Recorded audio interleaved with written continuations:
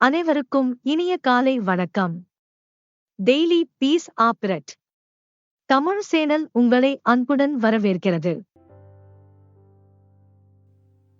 இன்றைக்கான வேத வசனம் யோவான் அதிகாரம் 16 வசனம் 8. அவர் வந்து பாவத்தை குறித்தும் நீதியை குறித்தும் நியாயத்தீர்ப்பை குறித்தும் உலகத்தை கண்டித்துணர்த்துவார்.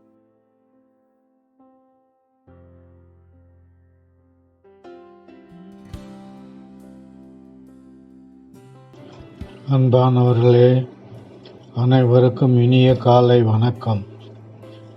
இன்று நாம் வாசிக்க கேட்ட வசனம் பரிசுத்த ஆவியானவரின் கிரியையை நமக்கு தெளிவாக எடுத்து காட்டுகிறது. மனிதன் தன் வாழ்க்கையில் எது சரி எது தவறு என்பதை பல நேரங்களில் உணராமல் வாழ்கிறான்.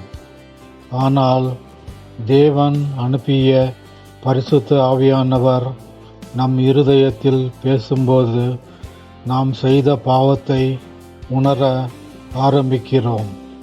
நம்முடைய வழிகள் தேவனுக்கு பிரியம் இல்லாதவை என்பதை உணர்த்துகிறார். அது மட்டுமல்ல, நீதியை குறித்தும் உணர்த்துகிறார். தேவனுக்கு பிரியமான வாழ்க்கை எப்படிப்பட்டது?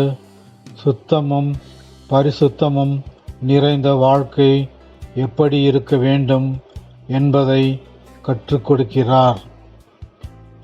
உலகத்தின் வழியை அல்ல, கிறிஸ்துவின் வழியை தேர்ந்தெடுக்க நம்மை நடத்துகிறார்.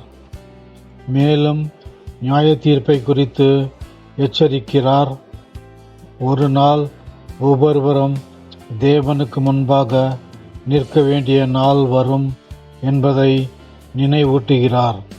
நாத்தான் தீர்க்கதரிசி தாவீதின் பாவத்தை சுட்டி காட்டினார். தாவீது மனம் திரும்பினார்.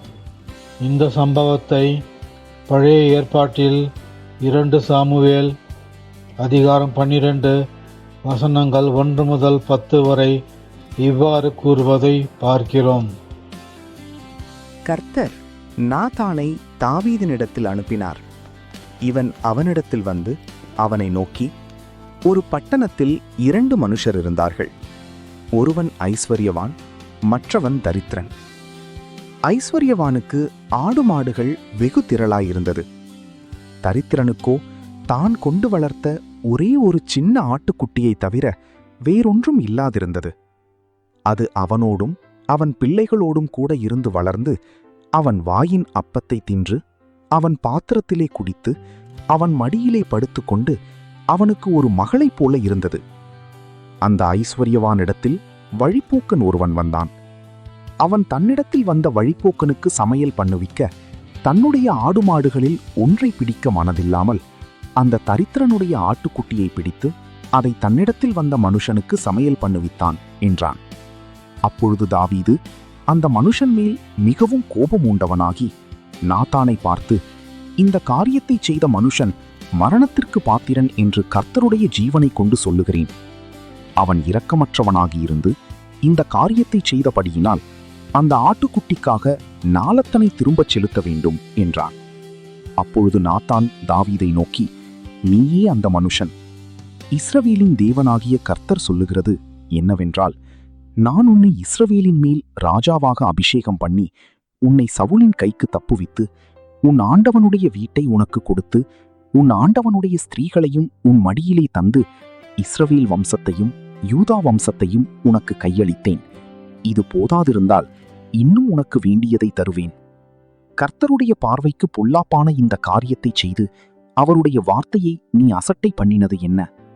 ஈத்தியனாகிய உரியாவை நீ பட்டயத்தால் மடிவித்து அவன் மனைவியை உனக்கு மனைவியாக எடுத்துக்கொண்டு அவனை அம்மோன் புத்திரரின் பட்டயத்தாலே கொன்று போட்டாய். இப்போதும் நீ கர்த்தரை அசட்டை பண்ணி ஈத்தியனாகிய உரியாவின் மனைவியை உனக்கு மனைவியாக எடுத்துக்கொண்டபடியினால் பட்டயம் என்றைக்கும் உன் வீட்டை விட்டு விலகாதிருக்கும். அதேபோல் பேதுரு இயேசுவை மறுத்த பின் ஆண்டவரின் பார்வையால் தன் தவறை உணர்ந்து வெளியே போய் கசப்பாய் அழுதான். இந்த சம்பவத்தை லூக்கா 22ஆம் அதிகாரம் வசனங்கள் 54 முதல் 62 வரை இவ்வாறு கூறுவதை பார்க்கிறோம். அவர்கள் இயேசுவை பிடித்த பின்பு பிரதான ஆசாரியனுடைய வீட்டில் கொண்டு போய் விட்டார்கள். பேதுருவும் தூரத்திலே பின் சென்றான்.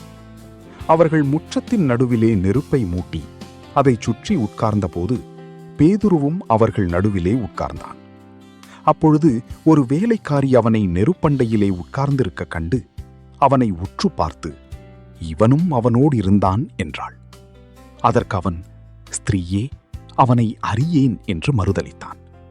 சற்று நேரத்துக்கு பின்பு வேறொருவன் அவனை கண்டு, நீயும் அவர்களில் ஒருவன் என்றான். அதற்கு பேதுரு, மனுஷனே, நான் அல்ல என்றான். ஏறக்குறைய 1 மணி நேரத்துக்கு பின்பு வேறொருவன் அவனை பார்த்து, மெய்யாகவே இவனும் அவனோடு இருந்தான், இவன் கலிலேயன்தான் என்று சாதித்தான். அதற்கு பேதுரு, மனுஷனே, நீ சொல்லுகிறதை அறியேன் என்றான். அவன் இப்படி சொன்னவுடனே சேவல் கூவிற்று. அப்பொழுது கர்த்தர் திரும்பி பேதுருவை நோக்கி பார்த்தார். சேவல் கூவுகிறதற்கு முன்னே நீ என்னை 3 தரம் மறுதலிப்பாய் என்று கர்த்தர் தன்னிடத்தில் சொன்ன வசனத்தை உடனே பேதுரு நினைவு கூர்ந்து வெளியே போய் மனங்கசந்து அழுதான். ஆகவே இன்று நம் இருதயத்தை திறந்து, ஆண்டவரே, என்னை ஆராய்ந்து என்னை திருத்தி உமக்கு பிரியமான பாதையில் நடத்தும் என்று ஜெபிப்போம். பரிசுத்த ஆவியானவரின் சத்தத்திற்கு கீழ்ப்படிவோம். அவர் காட்டும் வழியில் நடந்தால் நம் வாழ்க்கை ஆசீர்வாதமாக மாறும். இப்பொழுது நாம் ஜெபம் செய்வோம். எங்கள் அன்பின் பரலோக தகப்பனே, உம்முடைய பரிசுத்த ஆவியானவர் எங்கள் இருதயங்களில் பேசும்படி கிருபை தாரும். பாவத்தை உணர்ந்து மனம் திரும்பும் இதயத்தையும் நீதியின் பாதையில் நடக்கும் வாழ்வையும் எங்களுக்கு அருளும். வரப்போகும் நியாயத்தீர்ப்பை நினைத்து விழிப்போடு வாழ உதவி செய்யும். எங்களை சுத்திகரித்து உமக்கு பிரியமான பிள்ளைகளாக நடத்தும். இயேசுவின் நாமத்தில் ஜெபிக்கிறோம். ஆமென். உங்களுக்கு கிருபையும் சமாதானமும் உண்டாவதாக.